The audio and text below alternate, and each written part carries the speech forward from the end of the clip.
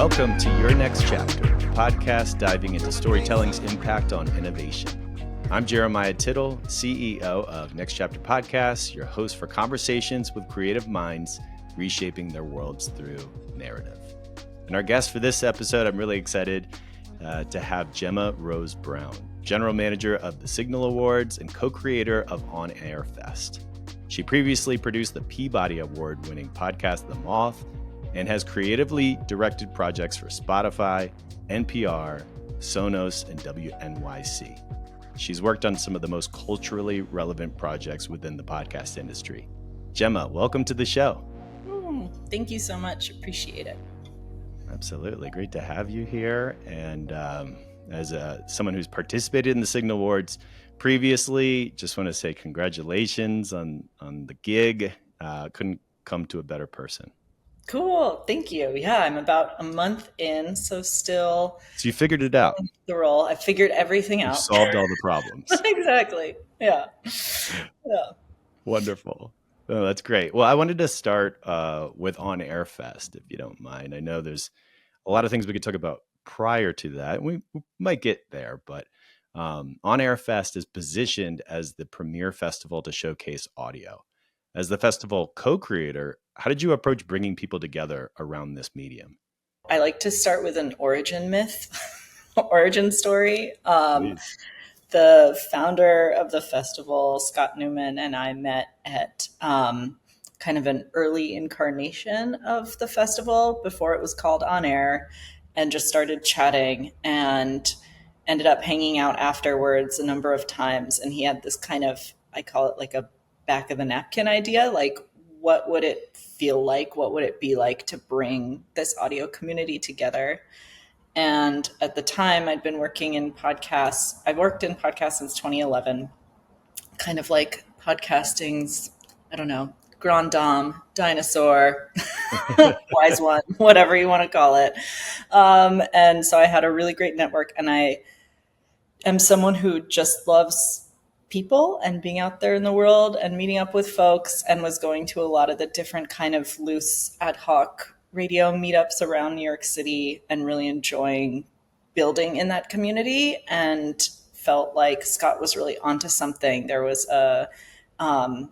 this is a huge blossoming moment in the timeline of podcasting. It was 2017, and there just wasn't a place where folks could gather and be inspired by each other's work and showcase new projects. And there's a reason why film festivals exist. Like, those red carpet moments are really important for recognizing and honoring the work that is being made, and also for people to get inspired by one another.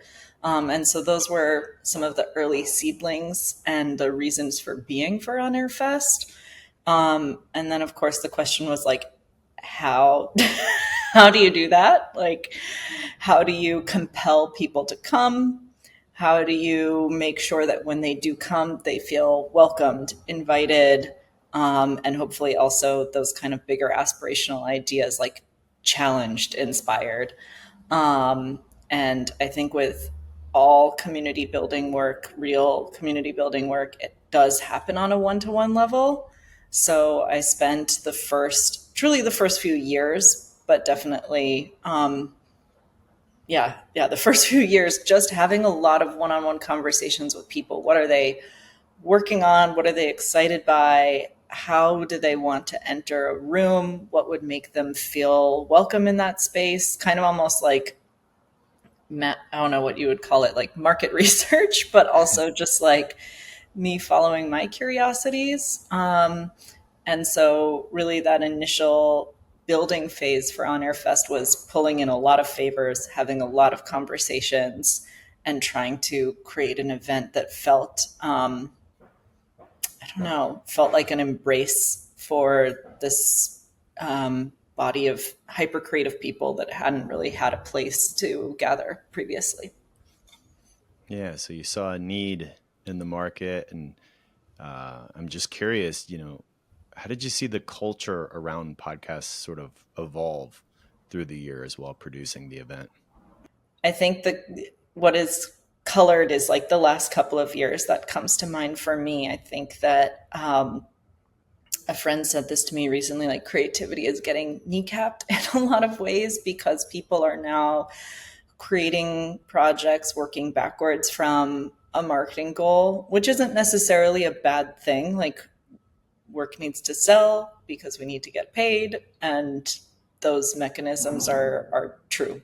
Reverse engineering a project from a marketing goal, oftentimes it's very hard to make something authentic.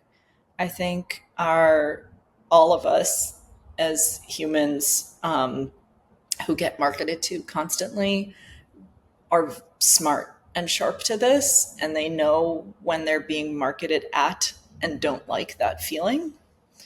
And and so a lot of the work ends up falling flat. I'd say when we started the festival in 2017, and there were a lot more dollars flowing, there was a lot more room for just expansive and weird things to get greenlit. And so it was a lot, in some ways, easier to curate all kinds of audio experiments. And I'd say people are less experimental now, much more risk averse. That's the biggest shift. Yeah, that's a great answer. It reminds me of a close friend of mine I worked with at Sirius XM Radio for many years, Dan Bloom. He's now at CNN. And he said, you have to make it weird. Like it can't be Mhm. if it doesn't have that authenticity, Yeah. um, then it may not work. And a lot of times when we're talking to prospective clients or partners or Yeah. talent who have good ideas, I always say it has to come kind of from inside you. It has to come from your gut. Like I have to do this thing. You wake up in the middle of Yes. the night with your show title, perhaps, or whatever it is. That's a much better measure for potential success than, like you Yes. said, the reverse engineering of, well, the public wants this, so let's figure out, that's kind of backwards, isn't it? How would you not define authenticity, but where do you think it resides?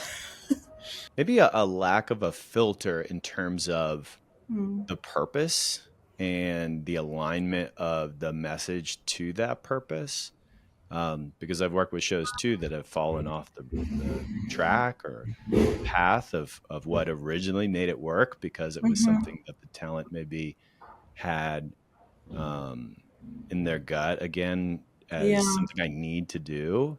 And then maybe because it's cash flowing and you want to appease network X or Y or whatever the reason that you change, kind of your original concept or approach, I think then you might lose some of that authenticity at that point, and the audience will know almost instantly. Totally.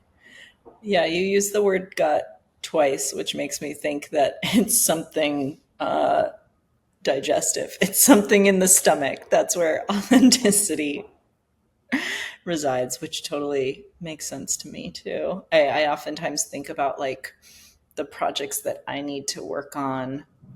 It is a need and there is a hunger. So just like bringing it again to digestion. And my alongside, not outside my podcast life, but alongside it, I'm also a writer. And when I need to write, it feels very urgent and um, clarifying, and nothing can get in the way of it. And I think you can tell that in a show as well. Like, this is something that someone needs to be working on right now. Um, and that can get diluted over time if this project is super rinse and repeat, episode after episode. Um, yeah, yeah, okay. Just thinking out loud. Also, I don't know if you can hear it, but there is a classic Brooklyn soft serve truck, ice cream truck, Oh, rolling down my block right now. well, this episode, I think, will inspire a lot of people to be hungry, Yeah, or a lot of hunger we're talking about. And then you got the ice cream truck showing yeah, up. So that's perfect. No, my next question, I want to turn attention to awards in yes. general, but, I was curious what impact do you believe awards like the Signal Awards, which you now Mm. manage, have on promoting the medium as a whole? I think awards are really vital, and I'm truly believe this, for a number of reasons. It's you know we I don't fully believe in the idea of a meritocracy. I think that people talk about podcasting as a very democratic medium because of a lower barrier to entry. And like, certainly you can pull up a mic in a session on Riverside and those things are like fairly accessible. But for a show to really be um, heard and disseminated, like the barriers to entry are actually very high. And I think that what the Signal Awards does that's really special, and what awards programs broadly do, is get work listened to by some pretty powerful ears. You know, when a project gets uploaded on the back end of the Signal Awards entries website, a number of different high profile creators and executives will listen to it. It's not just a single listener. So you're getting a bunch of different ears on your work. Um, the work that is awarded the highest ranking wins. And those are, it's not just great for, PR earned media. It can affect brand dollars. It can affect the ability to sell that show down the road. Um, you know, and I think also the ego piece of it is really important. We need reasons to continue and to go on, especially when money is tight and the industry is contracted like this. Um, I think wins do a lot for people's perseverance and motivation and ability to continue. And that's very worthy. Absolutely. It's a huge, you say ego, but ego doesn't necessarily have to be bad. Sure. I mean, Oh, yeah, um, no. yeah, when you look at the writing team behind our original show Beef with Bridget Todd, Hmm. for them to have put their blood, sweat, and tears into writing this show, and then to have it, win for best writing in the category was Yeah. huge. It's probably Oh, yeah. better than a bonus or a promotion. I could be wrong about that, um, but I think it's just outside of being one of the heaviest awards I've ever picked up, it's Yeah. something that really I think Oh, do you mean like um, literally like pounds and ounces? Yeah. yeah, the trophy, Yeah. yeah. It's really nice. I think It's I think a cool. heavy award is great. It is. I think it is. Um, but yeah, no, I'm a big fan of the Signal Awards, not just um, from taking home a couple wins. I think it's just um, like you said. I don't know if it replaces earned media completely, but it's like a section of that budget that is not to be taken away. It's important. And we're going to continue to submit because it's just a special thing to even get nominated. I know that's cliche, but it really is.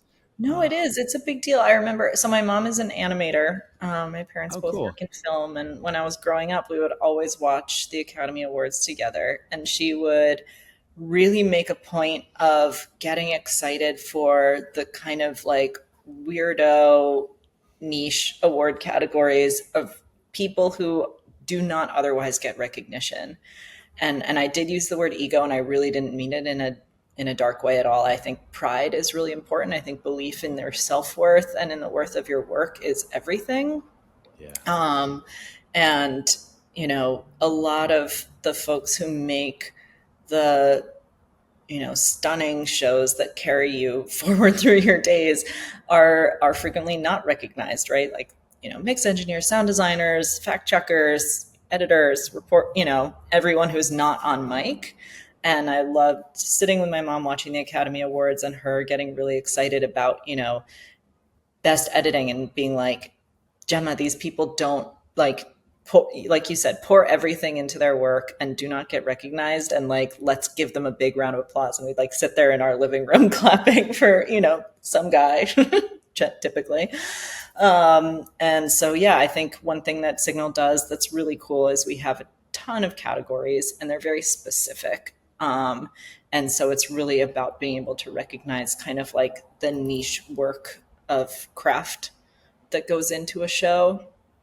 I mean, everything from best sound design to best narration, and then best co-host, awards that can really recognize the kind of like charisma and personality pieces of that is I don't know, I think somewhat endemic to podcasting. And I'm excited to add some more award categories next year as well.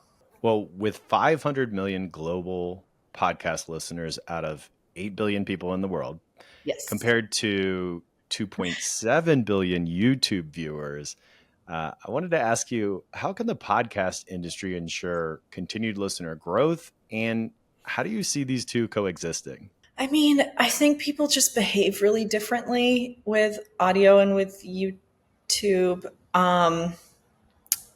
What I think is really interesting is that they're both effectively like screen free and hands free. I know it sounds funny saying screen free with YouTube, but we all know people are not really watching, they're listening, especially with podcasts. And a lot of the listening that's happening on YouTube is chat shows. It's a bit of, I don't want to say background noise, but like as someone who frequently has YouTube on in their house or the radio on, it's something that I'm like tapping in and out of. And it's nice to have that human companionship. It's, I've read some really interesting studies comparing rise of YouTube listenership to the loneliness epidemic in America, and that sort of like desire and drive for like non-human companionship is a big part of why we're seeing such huge YouTube numbers. So I don't know. I don't really want to stack up podcasting versus YouTube. I think there's certainly like a lot of worthwhile ideas that both formats can borrow from one another. But, if it was a lane grab for more listeners, I'd say, there's something to be said for the power of a chat show as companionship listening. I think that's something that YouTube proves out.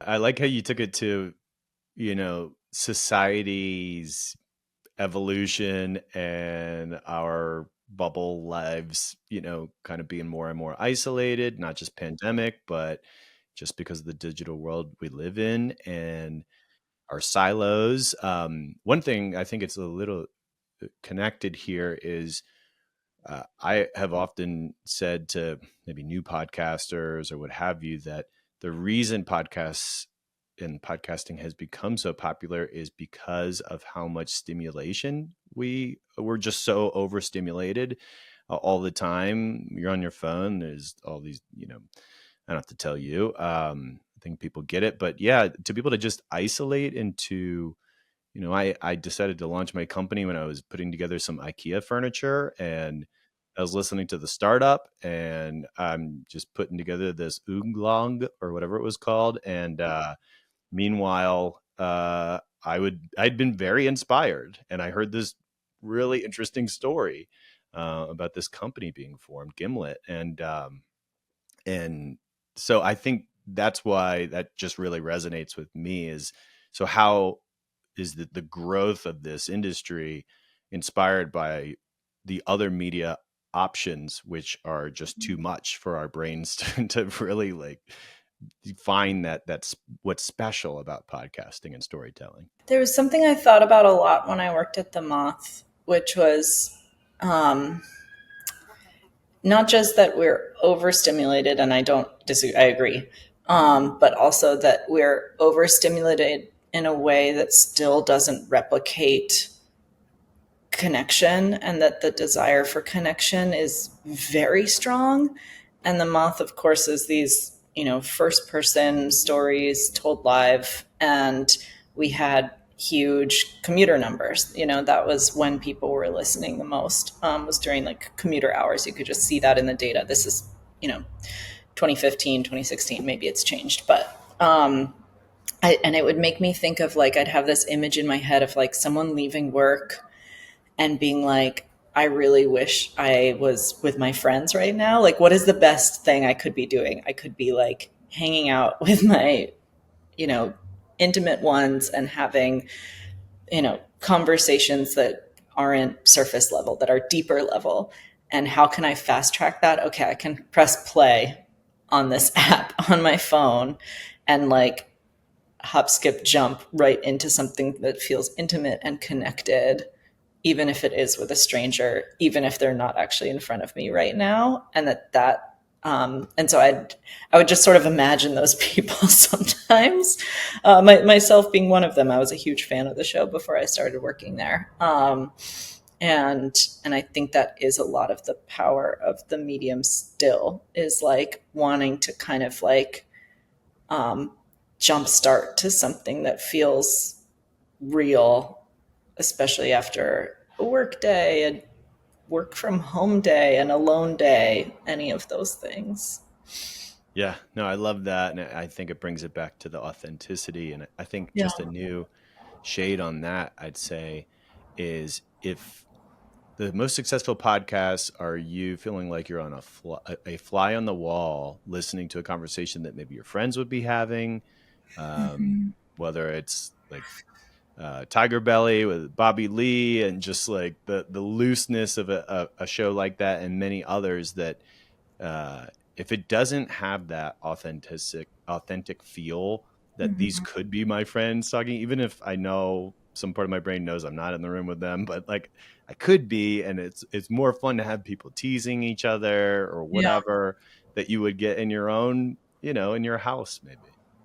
I'll update the fly on the wall metaphor, speaking for Please. myself here, and say like I think the best shows for me are like I'm on the couch with them.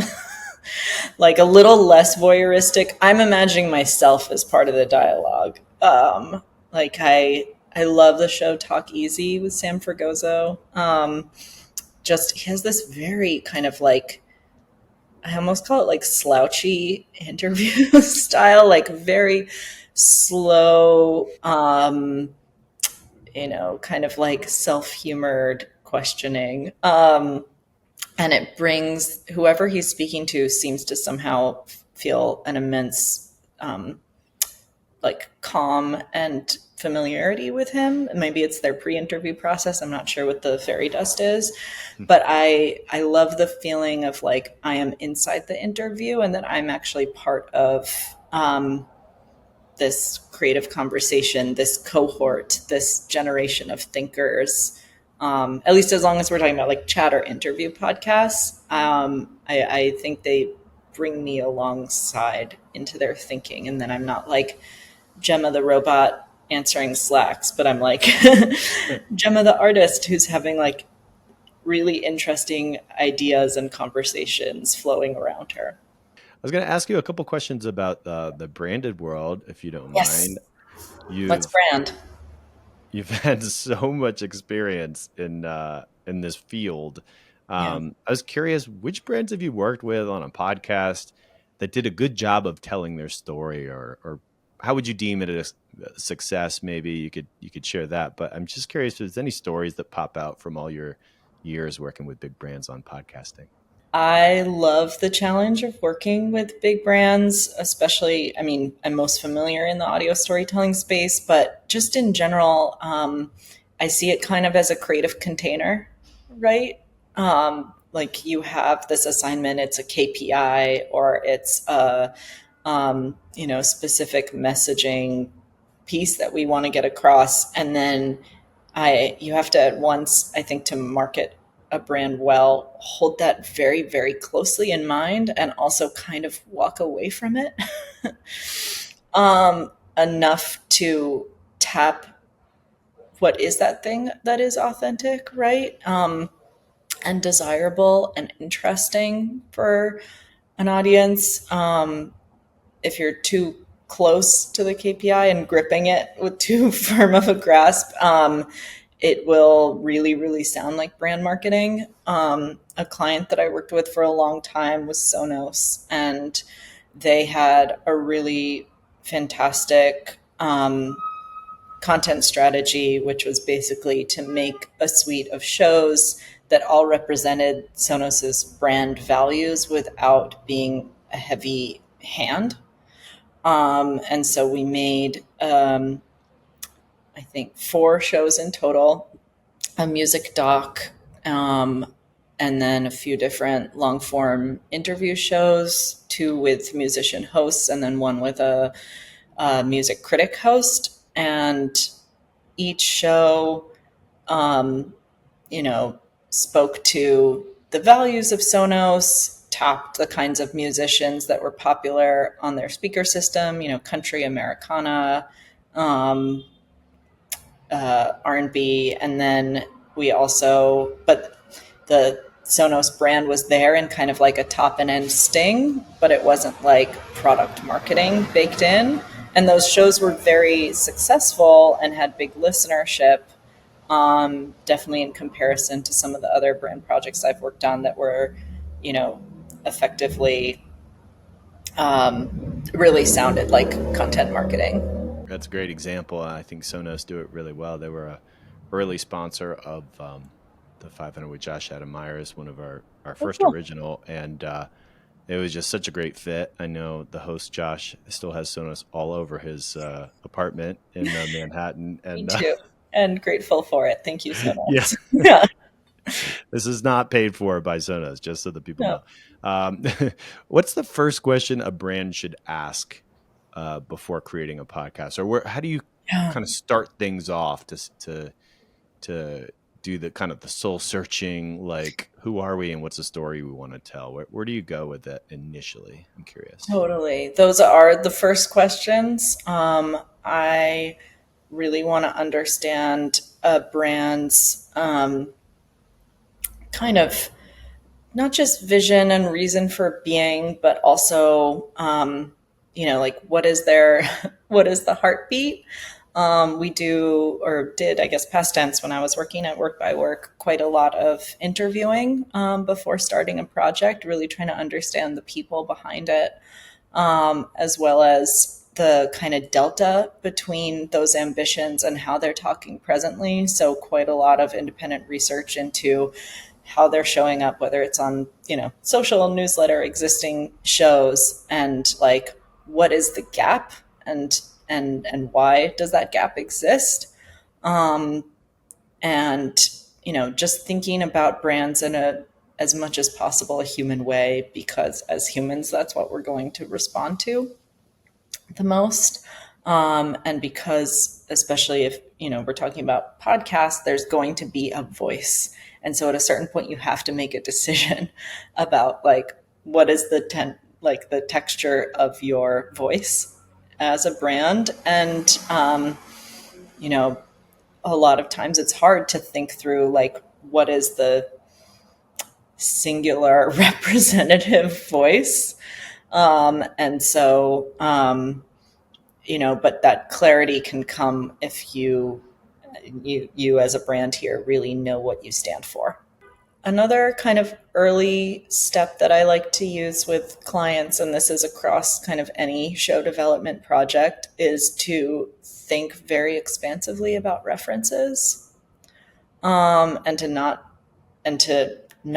do that even with branded podcasts. So part of our creative development process was to kind of not come in with a show idea in mind, and instead hold, that brand value piece as the North Star, and then to start assembling all kinds of references from across like, repeatable like video constructs you'd see on Instagram to, live events to print articles, just like really kind of not try to create like a one-to-one in the podcast space, but instead take references from across like a broader media cultural landscape, and have do that ourselves, have our clients invite them in to also share references, and then do kind of like an ideas session of like, what are you into? What is like galvanizing and exciting for you right now? Shake all of that up in the bottle. And I think you can enter into the exercise a little looser, because a lot of times, it's just really easy to get to tight and stiff and then sort of like end up making something that's been made before. So I like to keep the creative process as like open and expansive at the beginning as possible. So I just add that as a word to the wise of anyone thinking about working on any sort of brand or client project, to just like keep things open and loose at the beginning. This is very inspiring to me, because every new client we talk to, probably wants to know, like, how's it been done before? What's your template? And a lot of times I'm saying we often are not able to be cookie cutter. Sometimes I wish we were for various reasons, but I feel like there's such a benefit to approach each project as its own living, breathing thing. Totally. And I love these steps. I'm going to incorporate this into kind of how we, think about things, and really taking our time in the early stages, because recently I've been talking about just in pitch meetings or calls with whomever, and piloting or whatever, about the show Beef, the scripted one that won all those awards. And it's not the only example, but it is, I think, a good example because of all the storylines that are happening in parallel paths, like whether or not we're doing a nonfiction scripted storytelling podcast, layering interviews, or something happening over here, and how does that affect something happening over there, and whether it's fiction or nonfiction or what have you. I think it's really good to, it doesn't have to be a reference point of another podcast per se. It could be a piece of media, a book, something. Yeah. All our guests, we ask, what's next for your career? I think we may already have that answer, but you have to answer the question. Okay, great. Next for my career, well, in the most babiest of baby steps, we're our our extended entry deadline for Signal Awards is coming up August 2nd. So the next thing for my career is truly getting that message out as expansively as possible to let folks know that they can still apply for consideration for Signal. But really, I mean, the big things I'm thinking about now are how to shape this award. It already has some shape, but it's still quite young.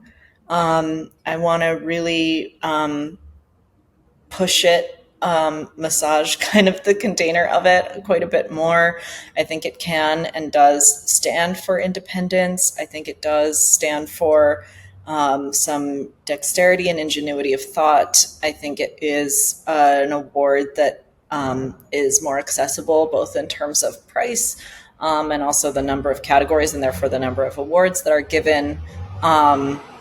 And I've been thinking a lot about this idea of excellence. Every award out there, when you look at the landscape of awards, talks about, the best in class, excellent. And these words are like kind of mean everything and nothing. So internally in my career, I'm just thinking about like how to define an idea as nebulous as best, and how you award excellence. So those are like the biggest kind of philosophical things I'm thinking about.